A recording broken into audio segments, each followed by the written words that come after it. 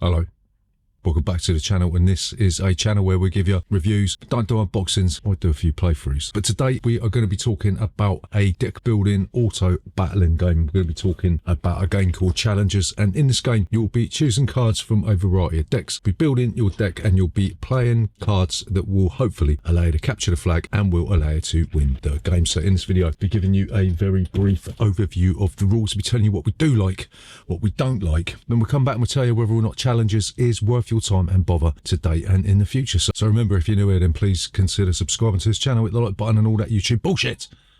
See you after this.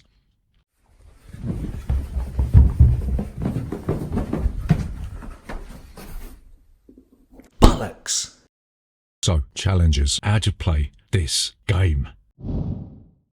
So Challengers is a deck building auto battling card game. Game consists of a bunch of cards which has a bunch of factions on them. You're going to choose a bunch of factions, and each of these factions is going to be divided up into a deck of cards A, B and C. Everyone's going to have a starting deck of shit cards that basically don't do anything, and at the beginning of each round you'll look at the round card and you'll see that you'll have to draw 5 cards from either the A, B or C deck, depending on A, how many players you got, and B, what round you're in. So let's just say you're in round 1 and you've got to draw 5 cards from deck A. You'll put the amount of cards that is listed on the round card and you'll add them to your deck. You'll give your deck a shuffle, and then you'll put the flag in the center of the neoprene mat along with a bunch of victory point tokens, and the player who goes first will take the first card of their deck and they'll put it on their side of the neoprene mat, and then the other player will do the same thing, and they'll keep drawing cards until the power of the cards that they drew is equal to or more than the power of the cards of their opponent. Yeah, when this happens, the player with a higher total will take the flag and put it on their cards, and the top card of their deck will now be the card that the other player's got to beat. Right, the losing player will take all of their cards and they'll place them on their bench, which is at the side of the neoprene mat. Yeah, cards of the same type will stack up so they won't take up so many slots. Yeah, so keep doing this until you have run out of room on your bench and you can't put any more players on there, or until you can't get enough power to beat the attack value of your opponent.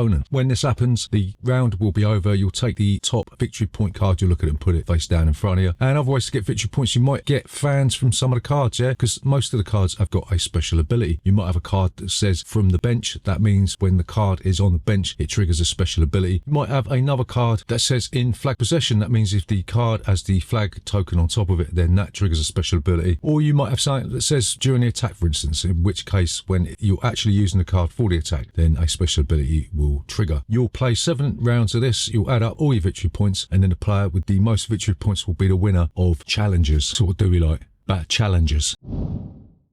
The first thing that we quite like about Challengers is that it was a little bit of a surprise how much strategy this game actually has. Right, it's divided up into 2 different phases. Right, you've got the pre-battle phase and then you've got the battle phase. Yeah, the pre-battle phase is where you're going to be choosing the cards. Yeah, and this is where the strategy comes in, which cards you're going to choose. Yeah, are you going to overload your deck with cards of the same type, because you can see how common they are on the actual card. Yeah, if you do this, you're going to have more space on your bench here, so you're not going to bust too early, right? But if you don't do that, you're going to end up with better cards with better special abilities that's going to allow you to win the game more easily, right? So there are decisions to be made in this game. It might not look like it, but there actually are. So the second thing that we quite enjoy about Challengers is it plays up to 8 players, and one of the neat things about this is that it doesn't take any longer to play a 4-player game than it does to play an 8-hour game, because everyone's going to be choosing their cards independently from each other, and each battle is going to be taking place at the same time. Yeah, okay, you do have a little bit of downtime in the final round. There is player elimination, but who gives a shit? I mean, you're not going to really go into this sort of auto battler without knowing that in the first place. Yeah, do come out of it moaning that you just sat there twiddling your thumbs, then that makes you a bit of a fucktard, doesn't it? You know what I mean? So the final thing that we quite like about Challengers is that there are quite a few different factions in the core box, and if you get the Beach Cup standalone expansion, then you're going to have even more factions to choose from. There's also cards in there that allow you to even up an odd number of players, so it's not completely unbalanced if you're playing with 3. But yeah, you could have up to, I think it's 12 factions if you get the Beach Cup, and the amount of different combinations that you can get, it's not really on the scale of Dominion, is it? Like with their 700 trillion different combinations, but you're gonna have a fair few different matches with this one. So what do we like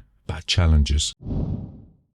So the first thing that we don't like about challenges is the setup is a complete and utter pain in the backside, yeah? If you're setting this game up for the first time, you've got to open all the cards up, and then you've got to fuck about putting them all into different sets and factions and everything. And once you are done, they're all going to be mixed up. So you've got to go through and you've got to resort them out into A, B, C, and all the different factions have got to be mixed up again, and it just does my head in. And for such a simple game, the amount of work you've got to do to get this thing on the table, it just feels a bit weird, the amount of bullshit you got to go through just to play a game that largely plays by itself, you know what I mean? So the next thing that we don't really like about challenges is that some of the artwork is a little bit weird, yeah? I mean, it looks like they've tried really hard to put a sort of men in dresses and stuff in the pictures, and I don't know, it's a little bit unclear, you know what I mean? You've got to zoom in a little bit in the pictures to see there's a geezer with like stubble and stuff dressed up as a, I don't know, was it like a maid or something? I don't really know. So it's like they've gone out of their way to try and antagonize a certain section of the board gaming community for no good reason. And I mean, what's the point? Yeah, I mean, personally, I don't give a flying fuck about things like that, yeah, because if the game is good, then I'll play it regardless of what the fuck somebody's drawn with a pen. You know, just sort of poking a bear just for the sake of it seems a little bit fucking stupid, and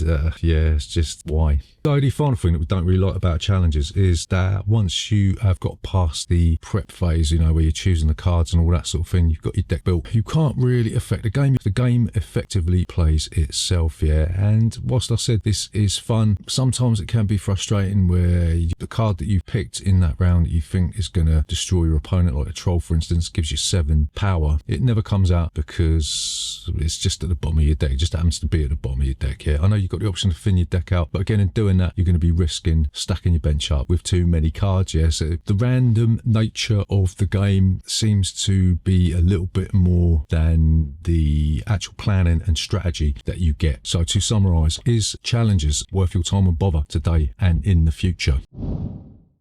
So we are going to say maybe not, yeah. Challenges shouldn't really work, but in some circumstances it actually does. Choosing which cards appear in your deck is interesting, and even some elements of the auto battler are fun, even though you can't really do anything. It seems as though they've deliberately tried to antagonize certain sections of the gaming community for no good reason, but like I said, if the game is good, who gives a flying fuck? It's just a shame that challenges ultimately ends up like someone in a coma that's just out of lobotomy. So there you go, that is challenges. Remember, if you are new here, then please consider subscribing to this channel, hit the like button and all that YouTube bullshit. See you next time.